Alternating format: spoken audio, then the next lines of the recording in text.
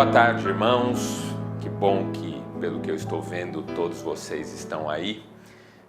Pedi para o pessoal das 5h30 terminar de se acomodar, que já deu tempo para todo mundo se aquietar e tomar o seu lugar.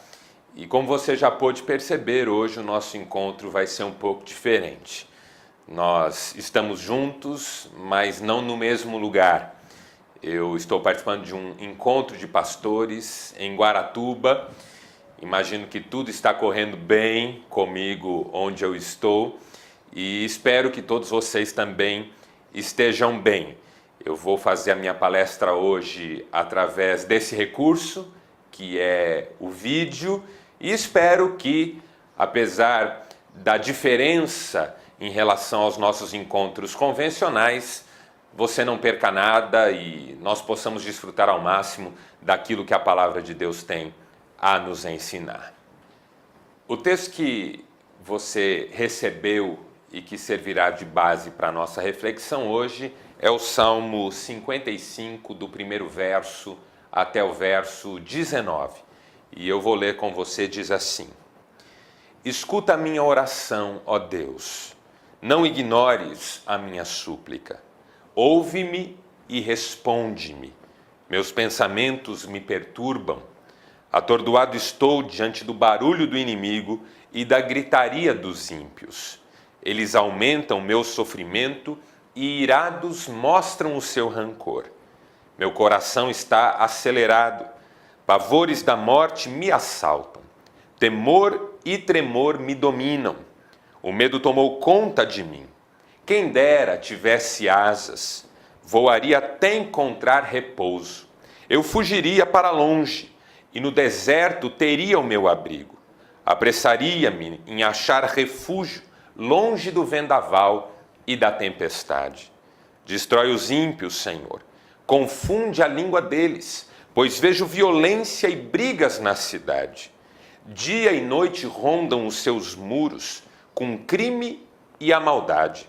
A destruição impera na cidade, a opressão e a fraude jamais deixam as suas ruas.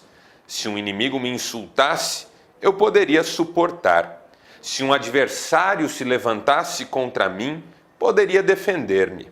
Mas logo você, meu colega, companheiro, amigo chegado, com quem eu tinha agradável comunhão, enquanto íamos com a multidão festiva para a casa de Deus, que a morte apanhe meus inimigos de surpresa, desçam vivos para a sepultura, pois entre eles o mal acha guarida. Eu, porém, clamo a Deus que me salvará. À tarde, pela manhã e ao meio-dia, choro angustiado. Ele ouve a minha voz, ele me guarda ileso na batalha, sendo muitos os que estão contra mim. Deus, que reina desde a eternidade, me ouvirá e os castigará. Até aqui, louvado seja Deus pela sua palavra. Esse salmo nos apresenta algumas marcas de uma pessoa que está vivendo no limite. Esse é o tema da minha reflexão com você nesse fim de tarde, começo de noite. Pessoas que estão vivendo no limite. Talvez seja o seu caso.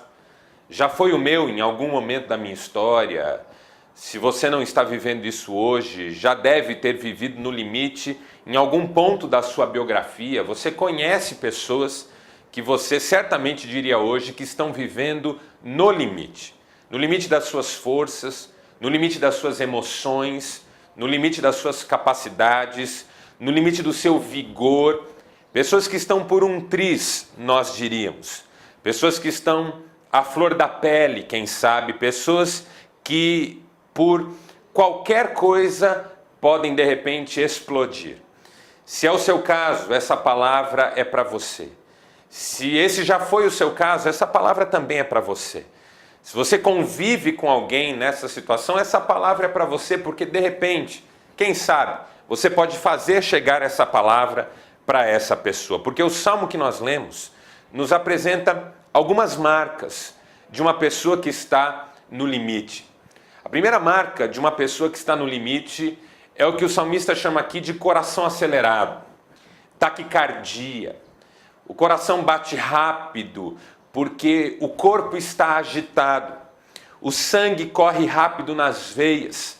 Todo o organismo está tenso, todo o organismo está sofrendo com aquela situação. Porque não importa se a nossa luta é na área emocional ou se é na área intelectual, o fato é que todo o nosso organismo sofre quando, em algum ponto da nossa vida, dos nossos relacionamentos, talvez, nós estamos sofrendo.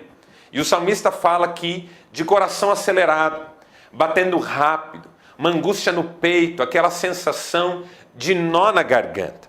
É uma marca de alguém que está chegando no limite. A segunda marca que esse salmo nos apresenta é o corpo com constantes tremores. O salmista fala que ele tem temor e tremor. O corpo treme, está enfraquecido. O tremor é um sintoma de fraqueza. Quando você passa por um estresse muito grande, por uma situação que exige muito de você, a tendência ao final dessa experiência é de corpo que treme, de tremor por todos os membros.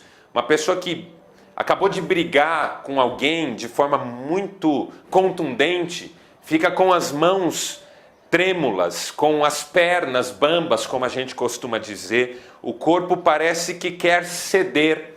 O corpo parece que quer desistir, o corpo parece que quer desmoronar. É uma marca de gente que está no limite, não aguenta mais, não tem mais ânimo, não tem mais vigor, a qualquer momento pode desmoronar. A terceira marca que esse salmo apresenta como marca de uma pessoa no limite é a marca dos pensamentos obsessivos. O salmista fala que os seus pensamentos o perturbam, o atormentam. Pensamentos que não param. Você já deve ter vivido alguma fase assim, um dia que seja dessa maneira. Os pensamentos não param, ficam o tempo inteiro na mente, trazendo angústia para o coração. Será que vai dar certo? Será que não vai dar certo? Meu Deus, o que é que será que vai acontecer? Projeções de catástrofes, de situações difíceis, imagens mentais que vão assustando, impondo medo. O salmista fala sobre medo, o medo que esses pensamentos lhe causam, o medo que esses pensamentos produzem na sua alma, pensamentos obsessivos que vão roubando a paz. É muito difícil quando os pensamentos estão acelerados também, como o coração, e simplesmente não param, né? Alguém vai dizer para você assim, não pense nisso.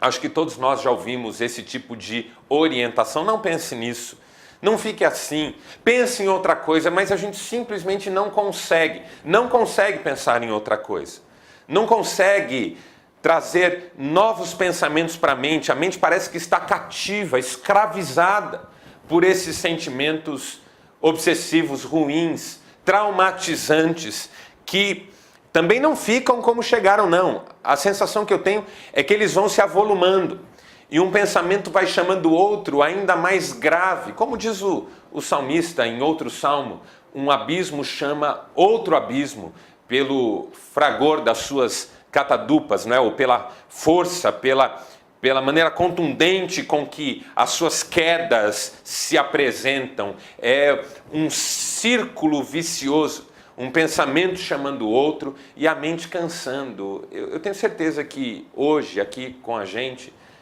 tem pessoas que estão cansadas de pensar. Pensar já está doendo. Pensar já está trazendo algum sofrimento e não tem sido fácil. A mente não para. Nem sono você talvez esteja conseguindo desfrutar de forma agradável, de forma tranquila. Até o seu sono vem sendo prejudicado por esses pensamentos obsessivos. As conversas, não é?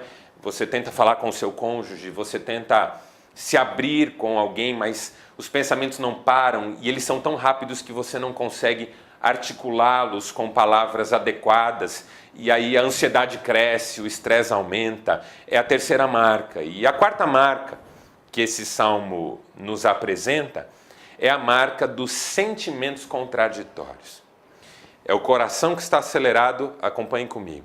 É o coração que está acelerado, é o corpo que treme, são os pensamentos obsessivos e cada vez mais intensos e os sentimentos contraditórios que todos nós vivemos num momento como esse e o salmista também os viveu. O salmo que nós lemos nos aponta esses sentimentos contraditórios que o salmista deixou nascerem no seu coração. E quando eu digo deixou nascerem, não é algo que a gente possa controlar. Os sentimentos a gente simplesmente não controla. Não há ninguém que tenha poder sobre os próprios sentimentos. Sentimentos são erupções que ocorrem dentro de nós e que nos chamam a atenção exatamente porque ocorreram. Eu gosto muito de uma definição do Paul Tournier, que é um psiquiatra suíço, para sentimentos. Ele diz que os sentimentos são um movimento, porque se eles fossem fixos, nós não sentiríamos nada. A gente sente porque algo mudou dentro de nós. E aí a única pergunta que a gente pode fazer, ou pelo menos a pergunta mais imediata que a gente pode fazer, é o que mudou exatamente? E o salmista, ao que tudo indica, fez essa pergunta e teve a resposta. Ele conseguiu identificar os sentimentos que brotaram no coração dele. E o primeiro sentimento que surgiu na vida do salmista foi esse sentimento de estar ameaçado num mundo perigoso, num mundo hostil, num mundo violento e onde a maldade reina sem qualquer cerceamento, sem qualquer limite. Todos nós já sentimos assim. A sensação de risco, a sensação de vulnerabilidade. Acho que essa talvez seja, principalmente para os homens, talvez seja o seu caso, em muitos momentos é o meu, a sensação mais difícil de lidar. Vulnerabilidade, essa percepção que vira e mexe a gente tem de que a vida não está segura exatamente. Nós não estamos seguros, as pessoas que nós amamos não estão 100% seguras. A gente sai de casa e são inúmeros os riscos que nós estamos correndo só pelo fato de termos saído de casa. Ah, então não vou sair de casa, eu vou ficar aqui para sempre. Não, até dentro de casa a gente corre tantos riscos. A quantidade de acidentes domésticos é equivalente ou até maior à quantidade de acidentes que acontecem fora do ambiente do lar, do ambiente caseiro. Nós somos frágeis. A vulnerabilidade não é só fruto da percepção do perigo, mas é fruto, sobretudo, da percepção da nossa fragilidade. Como o ser humano é frágil, nessa vida pastoral, a gente vai acompanhando os dramas das pessoas. São pessoas doentes, são pessoas que sofreram acidentes automobilísticos, são pessoas que, de repente, entraram num estado depressivo. E você percebe assim, como o organismo, como o corpo, como a vida humana é frágil. Um vírus, uma bactéria podem tirar a saúde ou até a vida de alguém. Um acidente pode simplesmente acabar com a sua capacidade de movimento. Eu não quero assustar você, mas todos nós sabemos isso. Nós somos frágeis, somos seres humanos e a vida humana é frágil. Mas essa percepção da nossa fragilidade aumenta, se intensifica, à medida em que as circunstâncias que nós temos na nossa vida se agravam e se tornam mais perigosas, que foi o que aconteceu com o salmista. O salmo que nós lemos fala de crime, de violência, de maldade, de inimigos à solta, multiplicando-se, gente sem pudor, gente sem cuidado com a vida, a justiça ausente. O salmo fala de um cenário que com certeza apavoraria qualquer um. E eu não sei, eu não sou especialista na área, mas eu tenho certeza que se um psicólogo fizesse uma análise um pouco mais profunda desse salmo, ele chegaria à conclusão que nós estamos diante de alguém com síndrome do pânico, que é uma enfermidade que na nossa geração nós temos conhecido bem, ou pelo menos temos nos familiarizado com essa expressão, síndrome do pânico. gente que vive apavorada, com medo de tudo. Medo de sair de casa, medo de dirigir um carro. Essa semana eu ouvi de uma pessoa que tem crises de estresse profundas e de pânico quando o telefone em casa toca. Quando alguém mexe na maçaneta da porta, ou pela simples sensação de que alguém mexeu na maçaneta da porta. É grave. Síndrome do pânico é um processo grave na vida de uma pessoa. O salmista, ao que parece, tinha síndrome do pânico. Porque ele fala do medo que vem, ele ouve a gritaria dos ímpios. A gritaria dos ímpios é uma marca, é um sinal de que o salmista está apavorado. Porque à medida em que ele diz, eu ouço os ímpios gritarem, veja, quando que você ouve as pessoas gritando lá fora? É quando você está tenso, atento. Porque se você está vivendo na normalidade, é claro, gritaria sempre irrita. Eu que moro no centro da cidade, vira e mexe, acordo à noite com confusão na rua. Não é tão corriqueiro assim também, graças a Deus, mas sempre é incômodo quando tem gritaria. Mas quando a gente foca nisso, e parece que isso acontece toda hora, e a gente não tem descanso, não tem sossego, pode ser um indício de que alguma coisa não vai bem com a gente. Porque é o tipo de situação que a gente não consegue evitar. E o salmista já virou refém dela. Já é refém dessa gritaria dos ímpios, dessa violência que só cresce. Ele tem medo, ele tem pavor, ele se sente completamente ameaçado. Como talvez muitos de nós nos sintamos, ou por causa de uma situação no emprego que está nos apavorando, o medo de ser mandado embora, eu não sei. Talvez você esteja vivendo um tempo assim. Está morrendo de medo de ser mandado embora. Ou de não conseguir pagar aquela dívida que está para vencer.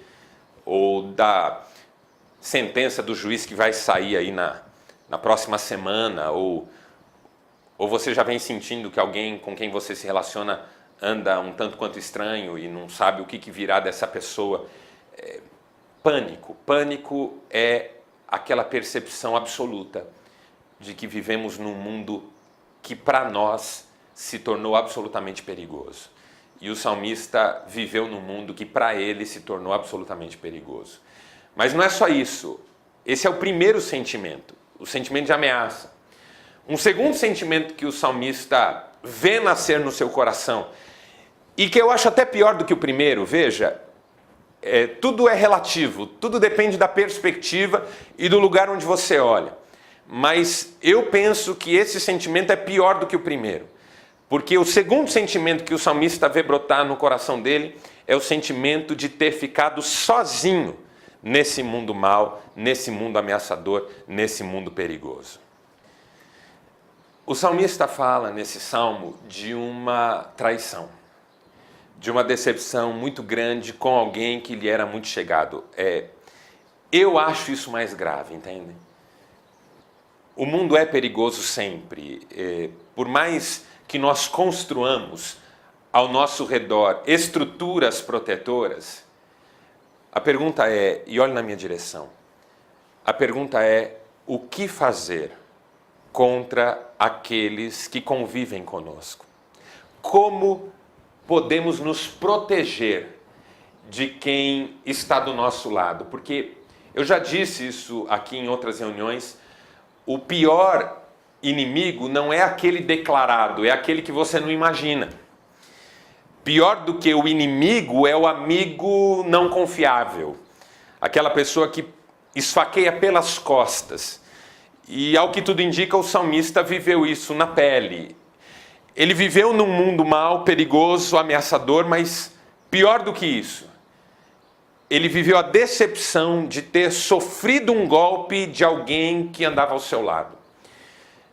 Ele fala de um amigo, um companheiro, amigo chegado. O texto fala de um amigo chegado que não se comportou como amigo. Não fica claro o que aconteceu exatamente entre essas duas pessoas. O que fica claro é que o salmista se sentiu profundamente traído. Logo você, ele diz, se o ímpio viesse contra mim, se aquele meu inimigo declarado se levantasse, eu até aguentaria. Veja, o salmista está dizendo, eu até que caminhava bem nesse mundo mal, com todos os meus medos e pavores, eu ainda suportava a batalha, mas vindo de você, meu caro, ficou muito mais complicado. Eu não esperava. Você já disse isso para alguém em algum momento da sua vida. Eu não esperava isso de você. Talvez você já tenha ouvido isso de alguém. Olha, eu não esperava isso de você. Por quê? Porque que o mundo é mau, isso fica claro para nós em algum momento da nossa trajetória. Mas a gente acha, e talvez aí nós estejamos dando vazão às nossas fantasias, porque são ilusões, a Bíblia sempre, sempre, sempre nos advertiu. Maldito o homem que confia no homem e faz dele o seu braço forte. Mas, apesar disso, a gente acaba acreditando na nossa vida que, pelo menos dentro daquele ambiente que nós construímos para nós, com aquelas pessoas que são do nosso círculo, nós estaremos seguros e protegidos. E aí quando vem o golpe, quando vem a rasteira, quando vem a traição, aí vem a dor de descobrir que o mundo não é perigoso só lá fora, o mundo é perigoso aqui dentro. Não é perigoso sair e enfrentar a maldade, a impiedade, os adversários. É perigoso também conviver com aquelas pessoas que a gente ama, porque elas podem em algum momento falhar com a gente, elas podem em algum momento pisar na bola com a gente. Isso acontece o tempo inteiro. Isso acontece entre maridos e esposas. Isso acontece entre amigos chegados. Isso acontece entre irmãos familiares. Eu não precisaria ser um profeta para dizer que hoje, aqui nessa reunião, há pessoas que estão vivendo dramas pesadíssimos com irmãos de sangue. Com um pai, uma mãe, uma questão de herança, uma questão de empresa, uma questão financeira. E você se sente traído. E talvez do outro lado, se eu fosse conversar com as pessoas que demandam com você hoje, elas também se sentem traídas com relação a você. É um mundo em que não há bases seguras e esse sentimento é muito difícil. Em primeiro lugar, o sentimento da ameaça que vem de fora, do mundo perigoso, da nossa fragilidade, da nossa vulnerabilidade. Em segundo lugar, o sentimento de decepção, a mágoa, o rancor que vem da fatalidade que é receber o golpe de dentro. É o fogo amigo, como a gente diz na linguagem da guerra, né? O fogo amigo. Alguém que era para cuidar da minha retaguarda atirou nas minhas costas. Então nós precisamos lidar com esses sentimentos com os quais o salmista também teve que lidar. Agora, o salmista não lidou com esses sentimentos de forma simples e fácil, porque não é fácil lidar com tudo isso. Duas coisas que aconteceram com o salmista e que acontecem comigo. Talvez aconteçam com você. Primeiro, o salmista em algum momento teve vontade de fugir. E quando estamos no limite, quando as marcas de uma vida no limite se impõem sobre nós, quando os sentimentos contraditórios inundam o nosso coração, uma das primeiras vontades que dá é a vontade de fugir. E o salmista diz isso. O salmista diz: ah, se eu tivesse asas. Quem nunca pensou nisso? Quem nunca pensou em voar para longe? A minha mãe gostava de usar uma expressão, ela dizia: eu queria que um buraco tivesse aberto no chão para eu cair dentro. Uma vontade de sumir do mundo, de abandonar o problema. Você sabe que uma das modalidades mais comuns de suicídio é o que os psicanalistas chamam de defenestração, que é o lançar-se para fora da janela, por exemplo. Jogar-se. Quando uma pessoa se mata lançando-se, o que ela gostaria mesmo é de abandonar o cenário, abandonar o problema, deixar para trás aquilo que a está angustiando. Então ela se joga como se pudesse voar. Como ela não pode voar, ela morre lá no chão, né? São dois tipos de pessoas que fazem isso. Crianças que assistem muito desenho animado e aí ganham uma capa do pai, da mãe e pulam pela janela, o que é mais raro. E homens ou mulheres que já não aguentam mais e se lançam, querem dar fim à própria vida, mas a fantasia interior inconsciente é a de poder voar para longe, como o salmista desejou. Ah, se eu tivesse asas, eu voaria para longe da tempestade, eu voaria para longe do vendaval, Eu voaria para longe dessa desgraça toda. Eu precisaria encontrar um lugar pacífico. Qual que é o problema desse desejo? Qual que é o problema dessa alternativa ou pseudo-alternativa? É que, infelizmente, meu irmão, você que está me ouvindo agora aqui, a gente carrega os nossos problemas para onde a gente vai. E até quando a gente se mata, a gente carrega, porque se a morte fosse um fim, um desfecho, tudo estaria resolvido. Mas se é uma transição pela qual nós vamos comparecer diante do Criador, então tudo está em aberto ainda. E eu não sei como as coisas poderão ficar, de forma que não é uma saída, entendeu? O suicídio não é uma saída. E o salmista teve que lidar com isso. Fugir do problema não é uma saída. Porque metade dos nossos problemas, e talvez até menos do que essa porcentagem, está fora de nós. A outra metade, ou quem sabe mais do que isso, está dentro. E nós levamos para onde nós vamos. O pânico nos acompanha para onde nós formos. Os pavores, os tremores, a taquicardia. Às vezes, e você já deve ter passado isso, às vezes você vence uma situação adversa, mas não perde os sintomas que essa situação produziu no seu organismo, na sua vida, na sua alma. Então o salmista teve vontade de fugir, mas ao que parece fugir não é uma solução. E aí quando fugir não é uma solução, vem a segunda grande vontade, que marca também dessa vida no limite. A segunda grande vontade é a vontade de vingança. Já que eu não posso fugir, quem dera eu pudesse também destruir tudo, acabar com tudo, devolver na mesma moeda, matar. O salmista tem um desejo de vingança tão poderoso que ele diz o seguinte: quem dera essas pessoas morressem mais, quem dera elas descessem vivas à sepultura. Eu acho que, eu não sei, eu tenho a impressão que esse é o maior marco ou o principal sinal de uma mente que se tornou violenta. A capacidade de submeter a pessoa a um enterro em vida.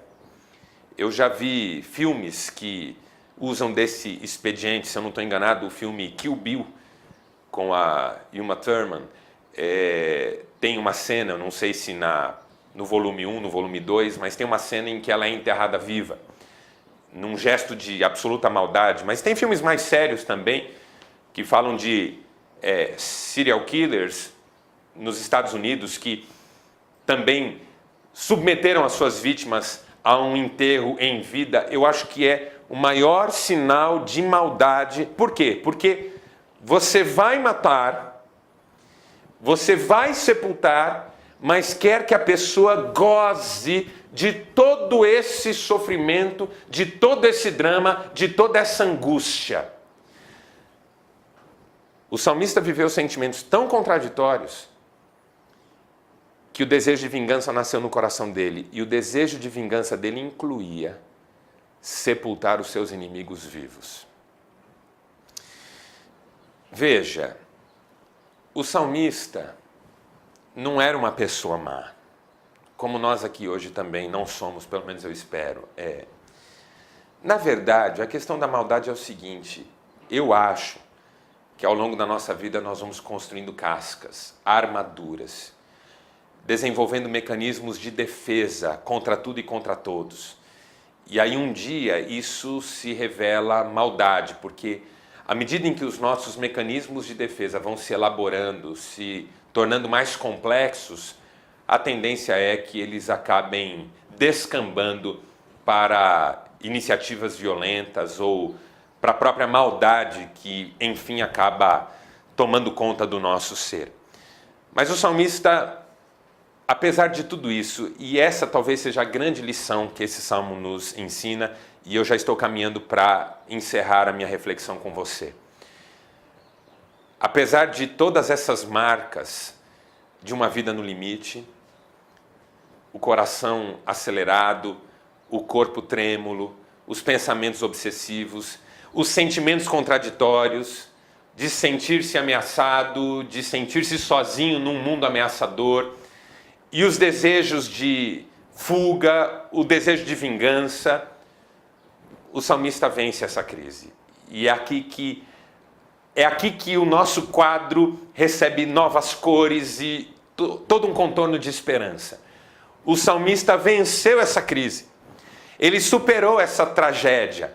Ele superou todo esse fluxo orgânico que simplesmente varreu a sua vida. Ele superou os pensamentos, ele superou os sentimentos, ele superou a vontade de fugir, ele superou a vontade de vingar, porque a vontade de vingar tem um problema sério. Ela não resolve a crise, pelo contrário, ela projeta a crise para o futuro. Esse é o drama quando você decide se vingar. Você pode até dar um troco, mas você reabre a questão. Porque toda vingança não é desfecho, é reabertura. Não existe na história da vingança uma vingança definitiva. Nenhuma vingança é definitiva, porque ela é sempre reabertura. Vingou, reabriu. E no reabrir, dá margem para situações ameaçadoras se imporem novamente sobre você, sobre a sua família e assim por diante. Então, o salmista teve vontade de vingar-se, mas superou até isso. E a pergunta que eu quero fazer com você é a seguinte: como o salmista superou todas essas marcas de uma vida no limite? O salmista superou essas marcas com fé. E a fé do salmista tem dois verbos que eu quero tratar com você para concluir a nossa reflexão. O verbo entregar e o verbo esperar. O salmista entregou tudo isso que nós pintamos aqui, e eu fiz um esforço para pintar esse cenário, talvez para incluir você nele. Se você não está nesse grau, talvez em algum ponto você tenha se identificado. Se você é como o salmista hoje, ou em algum ponto você parece com ele, o primeiro desafio que o salmista faz para você é entregue tudo. Tem horas que a gente tem que reconhecer a nossa impotência, a incapacidade e lidar com ela. E a melhor maneira de lidar com a nossa impotência e incapacidade é entregar tudo para Deus. Orar sobre isso. O salmista diz: eu choro de tarde, de manhã e ao meio-dia. Eu choro em cada período do dia. Choro angustiado, mas choro na presença daquele que ouve o meu choro, que ouve o meu clamor. Eu, porém, clamo a Deus e Ele me salvará. O salmista tem clareza que quando ele sofre a sua dor, ele não a sofre exatamente sozinho. Ele tem um Deus que olha por ele. Como é bom quando na nossa vida nós temos um Deus que olha por nós. Sabermos que temos um Deus que olha por nós talvez seja o grande segredo para sair dessa encrenca, para sair desse limite, para a vida voltar a um nível de normalidade. Não quero dizer que será tudo tranquilo, em hipótese alguma, mas será um nível de normalidade. E segundo, o salmista decide esperar. Porque assim, fugir é levar o problema junto. Mas entregar e esperar é saber que todo problema tem fim e que mesmo no lugar onde eu estou, é possível que Deus faça um milagre a ponto de esse lugar inseguro e ameaçador se tornar um lugar favorável.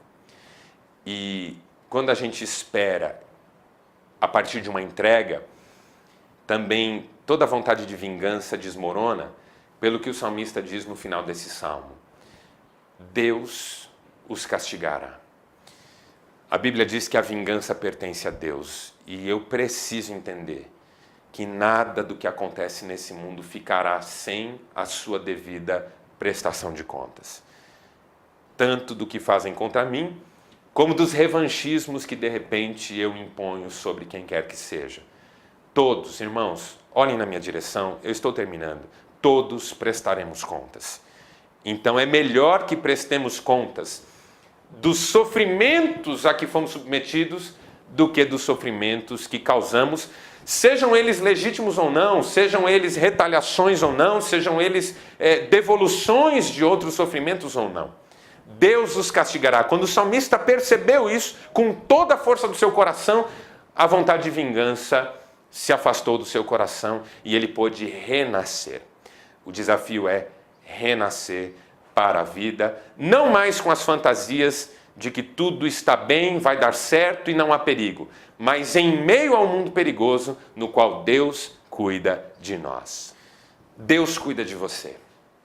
E se você não conseguir entender essa verdade e confiar nela, vai ser muito difícil sair dessa situação limite. Pelo contrário, a situação limite vai estourar. E em estourando, estoura com você e com as pessoas que estão ao seu redor. Não permita, meu caro, não permita. Hoje você pode tomar essa decisão de entregar tudo e esperar. Tudo vai se resolver. Quer dizer que você não vai fazer nada? Não, você vai seguir vivendo e fazendo o que se espera de você. Mas não queira fugir, não queira vingar.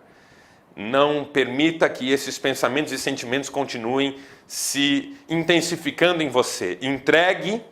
Orar é um bom jeito de organizar pensamentos e arrefecer sentimentos. A oração é um remédio poderoso.